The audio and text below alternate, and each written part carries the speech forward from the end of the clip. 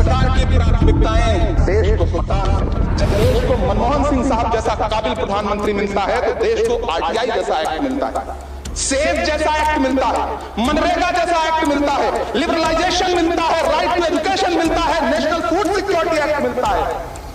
लेकिन जब देश को सौगातें में मोदी मिलती है तो क्या मिलता है? सीए मिलता है, फॉर्म्स लॉ मिलता है, आर्टिकल 370 मिलता है, इलेक्टोरल बॉन्ड जैसा एक्ट मिलता है और वक्फ अमेंडमेंट एक्ट जैसे बिल देश को मिलते हैं। मुझे तो अपने हमवतन भाइयों से पूछना है कि आपको अपने बच्चों की तरक्की, खुशहाली और नौकरी की दरकार है या फिर मुसलमानों की दान की गई जमीनों को लूट कर धन्ना सेठों को देने की साजिश करने वाले कानून की?